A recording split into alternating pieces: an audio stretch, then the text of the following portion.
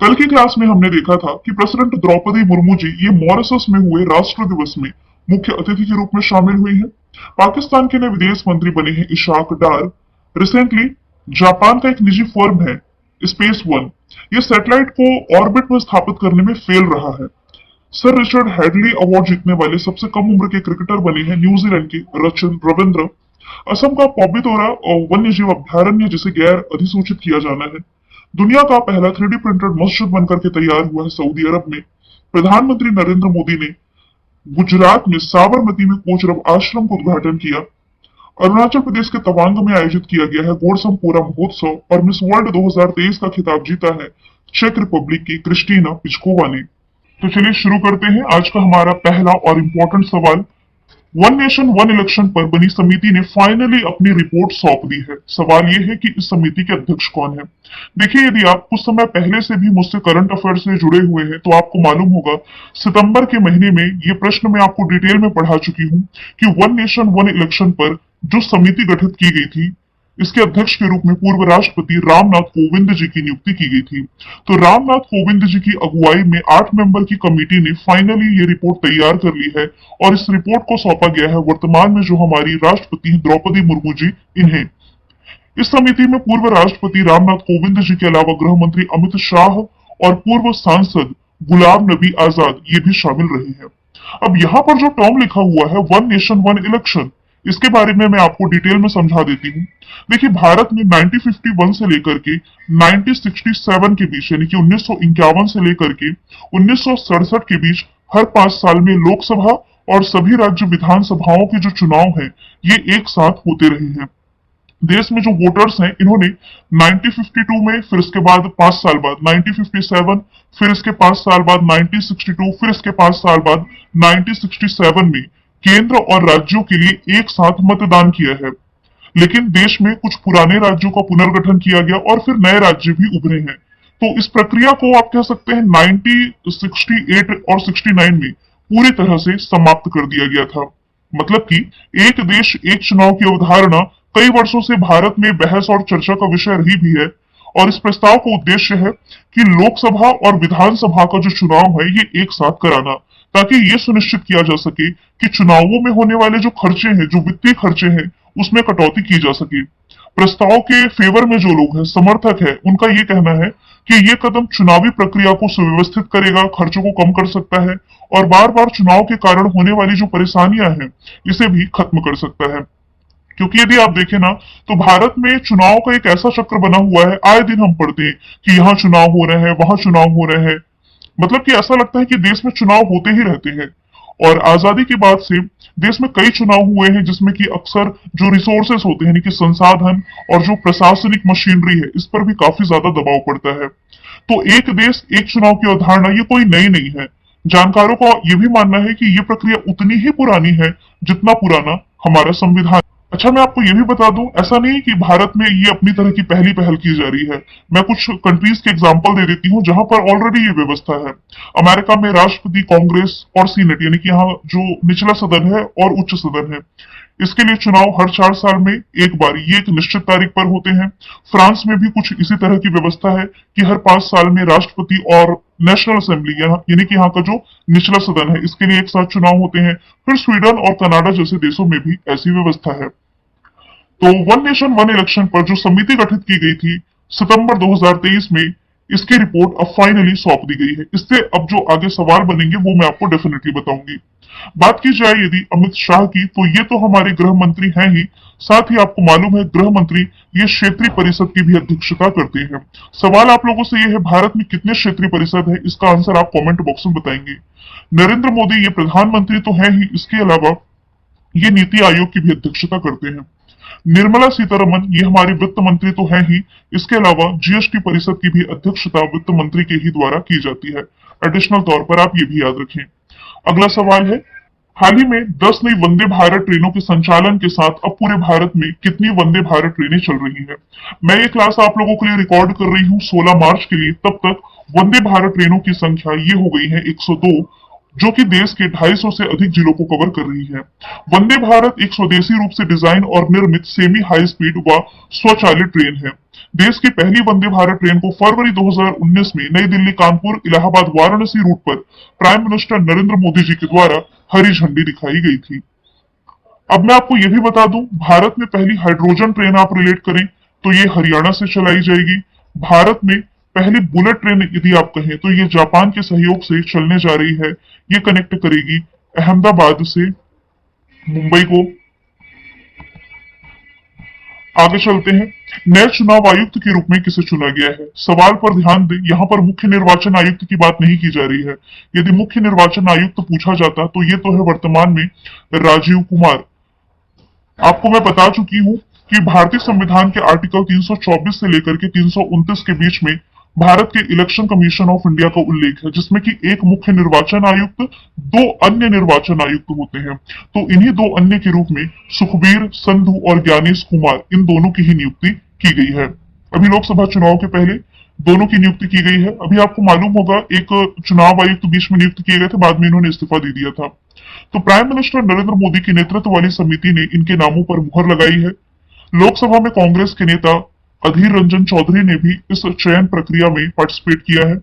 चयन समिति की सिफारिश पर राष्ट्रपति द्रौपदी मुर्मू जी ने निर्वाचन आयोग के दोनों सदस्यों की नियुक्ति कर दी है। भारतीय निर्वाचन आयोग की स्थापना 25 जनवरी 1950 में हुई। दिल्ली में मुख्यालय। वर्तमान में मैंने बताया मुख्य निर्वाचन आयुक्त सुकुमार सेन है, पहले थे, माफ कीजिएगा, राजीव कुमार अभी है, पहले थे सुकुमार सेन।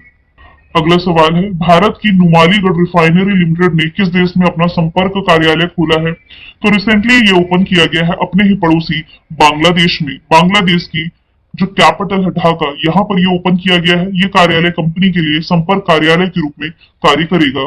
नुमालीगढ़ रिफाइनरी लिमिटेड, इसकी स्थापना 22 अप्रैल 1993 में एक कंपनी के रूप में की गई थी। इसकी स्थापना 15 अगस्त 1985 को हस्ताक्षरित ऐतिहासिक असम समझौते में किए गए प्रावधानों के अनुसार की गई। आपको मालूम है असम के डिगमोई में ही भारत का पहला रिफाइनरी है। ठीक है। भारत बांग्लादेश के संबंध की यदि मैं बात करूं तो अभी दोनों ही देशों के बीच में एक मैत्री पाइपलाइन प्रोजेक्ट का उद्घाटन मार्च 2023 में किया गया है। ये परियोजना बांग्लादेश को सीमा पार पाइपलाइन के माध्यम से पेट्रोलियम उत्पादों की आपूर्ति करने के उद्देश्य से संचालित की जा रही है। आज बांग्लादेश के कुछ फैक्ट मैंने हटके ऐड किए हैं। देखिए, इतना तो मैंने बताया है। 1971 में इंडिया पाकिस्तान वार के बाद ही एक नए राष्ट्र का उदय हुआ, जिसे आप बांग्लादेश के नाम से जानते हैं। कैपिटल ढाका, करेंसी टका, prime minister Sheikh Hasina, president Sahabuddin चुप्पू हो जाएंगे। देखिए, बांग्लादेश का आधिकारिक नाम है पीपल्स रिपब्लिक ऑफ बांग्लादेश। यहाँ के 98% लोग ये बंगाली भाषा बोलते हैं, जो कि यहाँ की आधिकारिक भाषा भी है। यहाँ का राष्ट्रगान जो कि है अमार सोनार बंगला, लिखा गया है नोबेल पुरस्कार विजेता रविन्द्रनाथ टैगोर के द्वारा। सुंदरबन दुनिया का सबसे बड़ा सदाबहार वन है, जिसका 40% हिस्सा भारत में, 60% हिस्सा इसका आता है बांग्लादेश में। बांग्लादेश का जो कॉक्स बाजार बीच है दुनिया का सबसे बड़ा बीच भी है। अब यदि मैं ऑप्शन की बात करूं तो भारत के बाहर आईआईटी मद्रास अपना पहला ब्रांच ओपन करने जा रही है तंजानिया के जंजीबार में।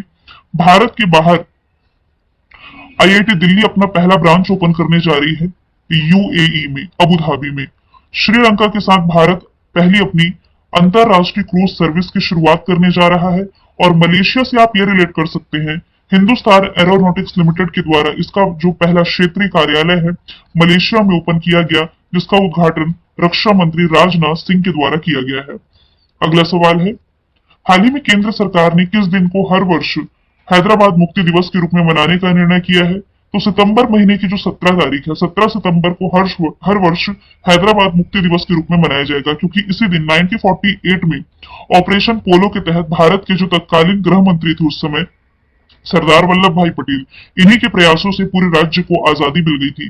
क्योंकि हैदराबाद ये शामिल नहीं होना चाह रहा था भारत संघ में, ऑपरेशन पोलो चलाया गया, जिसके बाद से इसका विलय किया गया। तो इस दिन हैदराबाद को आजाद कराने वाले शहीदों की याद में ये दिन मनाया जाएगा।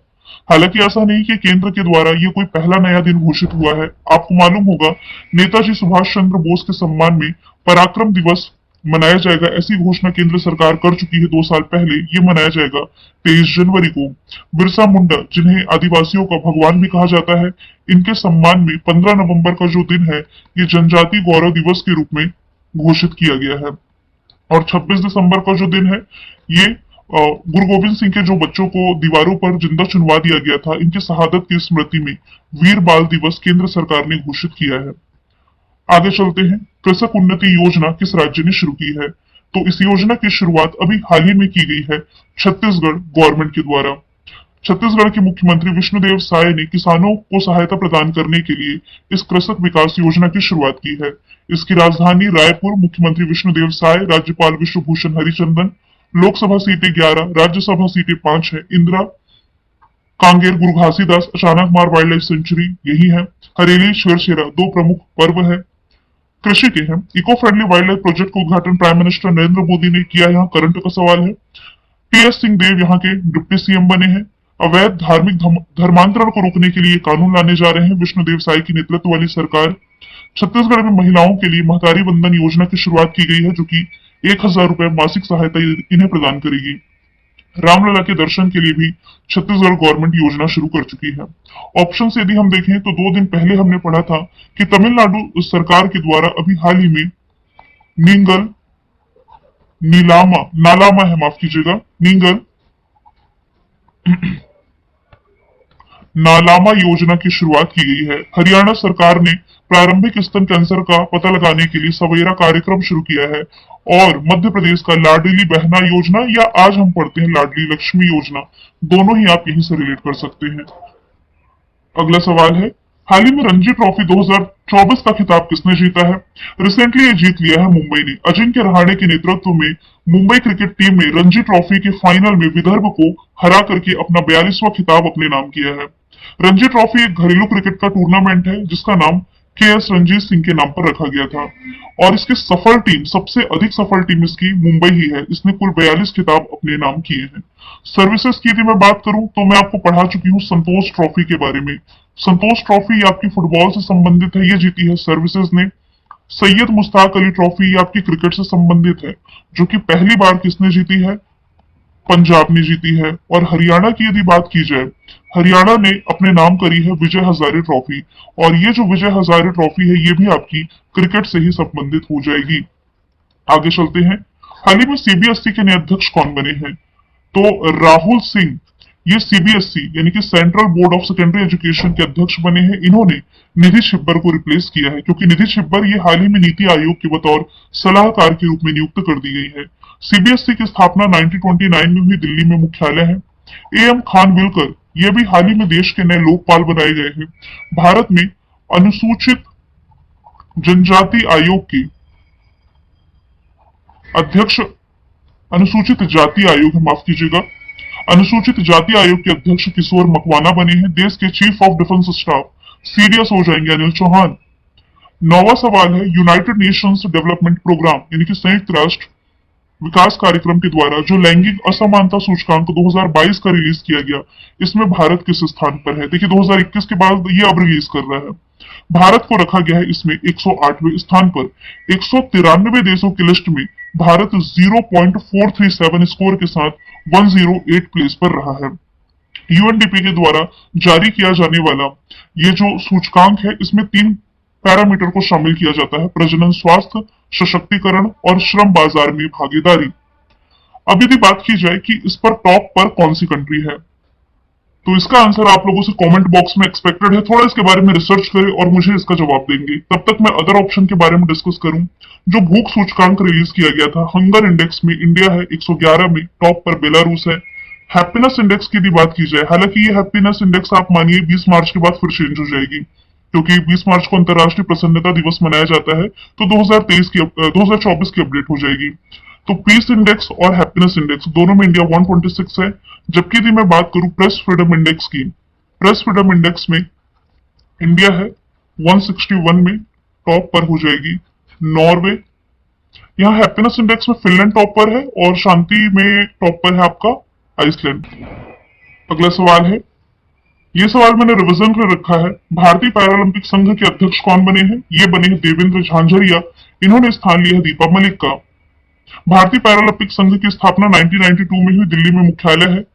PT Usha Indian Olympic association की पहली महिला अध्यक्ष है, जबकि इसके सीईओ है रघुराम अय्यर। स्ट्रैटेजी के में आज हम मॉडर्न हिस्ट्री का रिवीजन कर लेते हैं। हड़प नीति लॉर्ड डलहौजी की पहल थी। ठगी प्रथा के उन्मूलन में जिस गवर्नर जनरल ने भूमिका निभाई थी विलियम बेंटिक थे। द्वैत शासन का अंत वॉरेन हस्टिंग ने किया। प्लासी के युद्ध में अंग्रेजी सेना को लीड किया था लॉर्ड क्लाइव ने। पुर्तगालियों ने सबसे पहले भारत में तंबाकू की खेती की थी। भारत का पहला governor general Lord William Bentinck था। सुगौली की संधि ईस्ट इंडिया कंपनी और नेपाल के बीच हुई। भारत में पहली बार सार्वजनिक निर्माण विभाग की स्थापना डलहौजी ने ही की। और पुर्तगालियों ने गोवा पर अधिकार 1510 में किया था। हालांकि गोवा मुक्ति दिवस 19 दिसंबर को मनाया जाता है।